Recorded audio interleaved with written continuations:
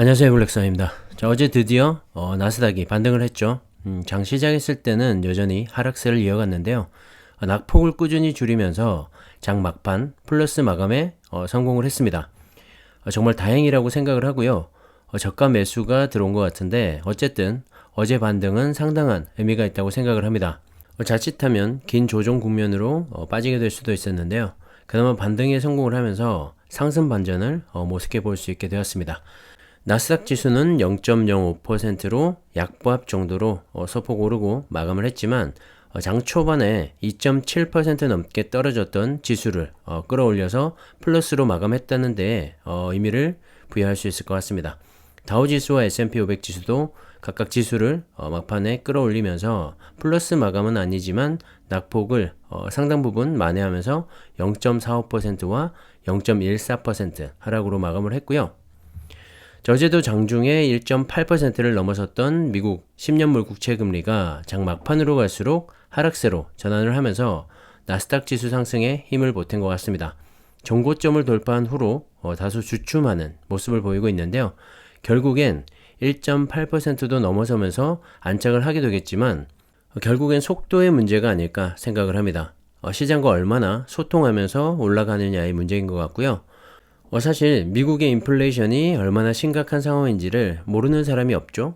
이제는 그리고 조기 테이퍼링이 실시가 되고 있고 금리 인상도 나오고 있기 때문에 전반적으로 올 한 해 산재하고 있는 이벤트들이 상당히 많습니다. 시장도 이미 알고 있고요. 어느 정도 예측을 하고 있는 것이죠. 자, 그런 상황에서 가장 중요한 건 속도의 문제이지 않나 다시 한번 생각을 합니다. 시장과 긴밀히 소통하면서 서서히 올라가는 금리라고 한다면 어느 정도 조정 과정은 거치게 되겠지만 시장에 쇼크가 발생하지는 않을 것 같고요. 지금이 그런 소화 과정이 아닐까 생각을 합니다. 자, 어제 시장에 긍정적인 시그널을 준 것 중에 하나가 미연준 부의장이 갑작스런 사퇴를 결정한 건데요. 연준 부의장인 클라리다는 그동안 금리 인상을 지지해왔었기 때문에 그런 부의장의 사퇴는 시장에 나름 긍정적인 시그널을 준 것 같습니다. 14일에 퇴임키로 했는데요. 과거에 금융거래 내역에 문제가 있는 것으로 보이고 어쨌든 매파적이었던 인사의 이 갑작스러운 퇴임으로 시장이 어느 정도 반응한 것도 있는 것 같습니다. 자, 미국의 골드만삭스에서 연준이 올해 3월부터 4차례 정도 기준금리를 인상할 것이라는 전망을 제시했습니다. 현재 월가의 예상은 올해 3차례 정도 금리 인상이 될 것으로 보고 있죠. 골드만삭스는 좀 더 매파적인 관점을 제시한 건데요. 대차대조표의 축소인 양적 긴축은 7월부터 시작할 것으로 내다봤습니다. 생각보다 공격적인 연준의 올 한 해 행보를 예측한 건데요.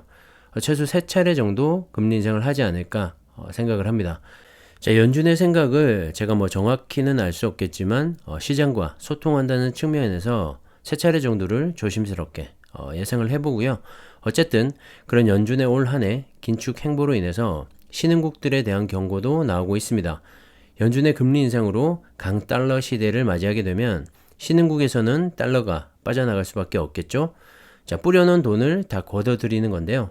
자, 국제통화기금인 IMF도 미국의 광범위한 임금 인상과 계속된 공급 부족 사태로 인해서 물가가 예상보다 더 오를 수 있다고 지적을 하면서 연준은 이에 대응하기 위해서 더 빨리 금리를 올려서 시장을 동력케 하고 전 세계적인 금융 여건을 긴축시킬 수 있다고 지적을 했습니다. 다시 말해서 기준금리 인상과 양적 긴축을 통해 이 돈풀기를 끝내고 다시 걷어들이게 되면 신흥국들의 차입 비용이 증가를 하게 되겠죠. 그렇게 되면 경제 혼란이 발생을 할 수가 있다는 겁니다. 자, 세계적으로 유동성이 감소하면서 신흥시장에서 자본 유출과 통화 가치 하락 등으로 이어질 수 있다고 내다본 건데요. 충분히 가능한 시나리오죠.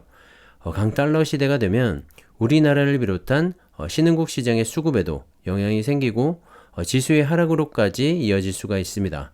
자, 그렇기 때문에 올 한 해 주식시장은 정말 만만치가 않을 것 같고요. 이럴 때일수록 이렇게 변동성이 커질 때일수록 안정적인 투자를 해나가는 게 좋을 것 같고요.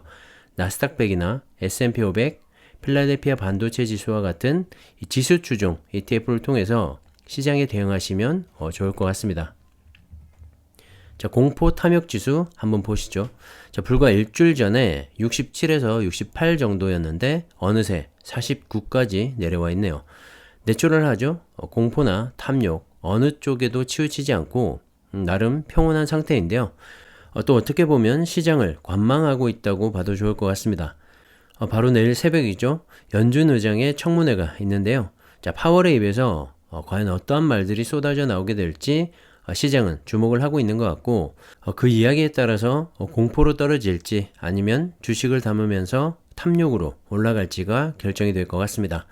S&P 500 지수의 125일 평균 이동선을 보시면 조정을 잘 받고 있는 것 같죠? 상승 추세가 유지가 된다면 이번 주 말부터 있을 기업들의 실적 발표와 함께 다시 올라가지 않을까 생각을 하고요. 기업들의 실적 발표 시즌이 다가온 만큼 적당한 조정 후에 반등하지 않을까 생각을 합니다. 자, 우선 내일 있을 파월의 청문회를 지켜보고 시장에 대응하시면 좋을 것 같습니다. LG에너지솔루션이 상장을 앞두고 간담회를 가졌는데요.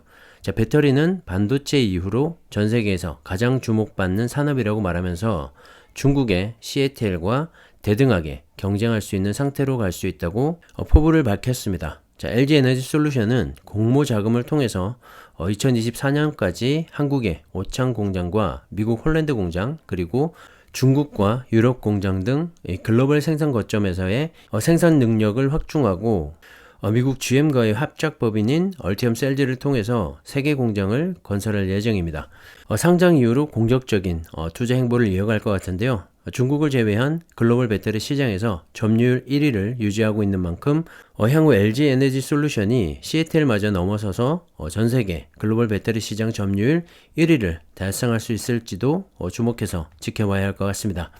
그리고 GM과 현대차 그리고 스텔란티스 등과의 합작법인 외에도 다른 완성차 업체와의 새로운 합작법인 설립 이 계획도 발표할 예정이라고 하니까요.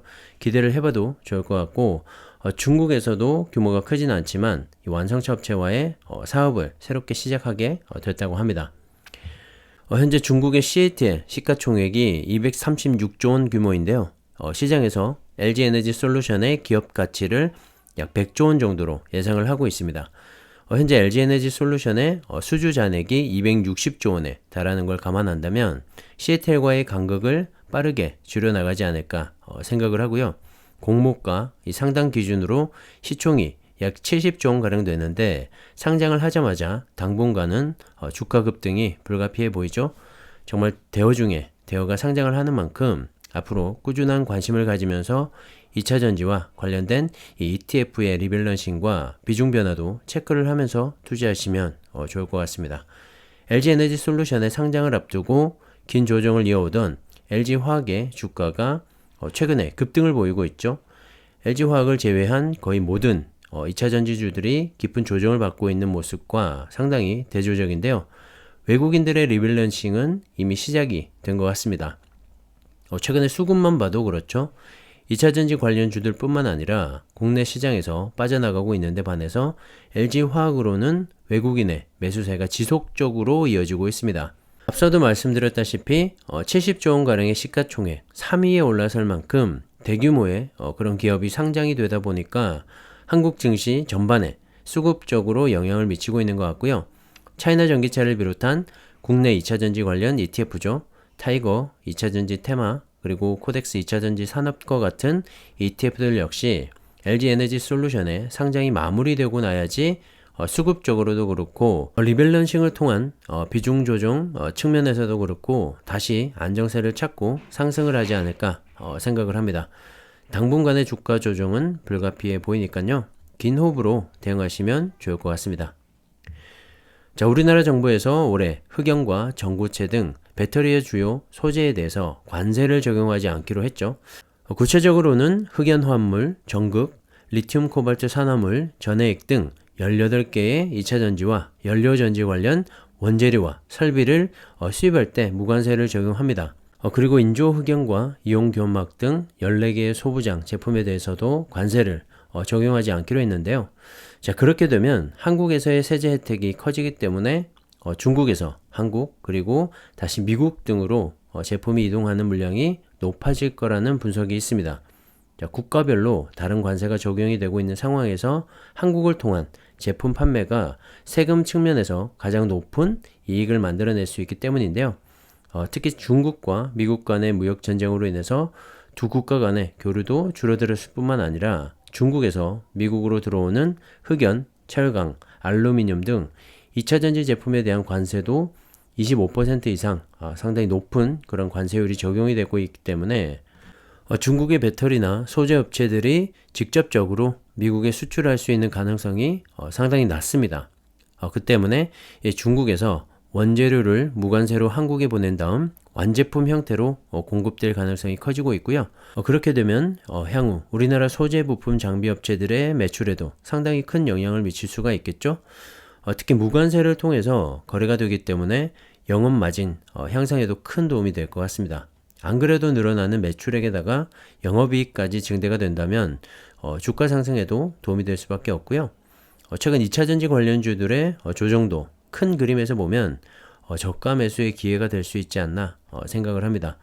가지고 계신 분들은 섣불리 매도해서 손실을 실현하기보다는 홀딩하면서 시장을 좀 더 지켜보는 게 좋은 전략이지 않나 생각을 합니다.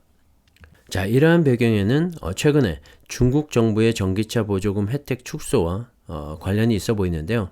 자, 중국 정부는 올해 전기차 등 자국 내 신에너지 차량에 대해서 구매 보조금을 30% 축소하고 내년에는 보조금을 완전 폐지한다고 밝혔죠. 자, 그러면서 중국 내수 비중이 약 75% 정도인 CATL과 BYD 등 중국 배터리 업체의 실적 악화로 이어질 가능성이 제기가 되면서 최근 CATL 등 중국의 2차 전지 관련주들도 강한 조정을 받으면서 그동안의 상승분을 반납하고 있는 상황인데요. 비록 중국 내수 시장의 축소가 현실화될 수도 있겠지만 풍선 효과라고 하죠. 미국과 유럽 등 전 세계적으로 늘어나는 전기차의 비중을 감당하기 위해서는 CATL과 BYD 등 이 중국의 배터리 업체가 반드시 필요한 상황입니다. 유증과 투자를 통해서 꾸준히 캐펙스를 늘려가고 있고요. 앞서 말씀드렸던 LG에너지솔루션의 상장 이슈와도 맞물려 있기 때문에 한동안의 주가 조정은 불가피해 보이고 1월 말이나 2월 초 기업들의 실적 발표와 함께 다시 상승하지 않을까 생각을 합니다. 자, 미국발 이 금리 인상과 양적 긴축 등으로 인해서 시장이 상당히 어수선하고 변동성이 커지고 있는 상황인데요. 자, 이럴 때일수록 안정적인 지수 추종 ETF의 수량을 꾸준히 한번 늘려가 보시는 게 어떨까 하는 생각을 합니다. 2차 전지는 성장성을 담보로 주가 상승이 이어지고 있기 때문에 금리 인상에 따른 조정이 일어나는 것 같고요. 하지만 기업의 주가는 결국엔 이 실적이 좌지우지하기 때문에 성장성의 기대만큼 향상되어가는 기업 실적을 체크하면서 꾸준히 투자하시면 좋을 것 같습니다. 긴 호흡으로 시장을 바라보시면 마음을 다스리는데 도움이 될 것 같고요. 자, 오늘은 여기까지 하겠습니다. 감사합니다.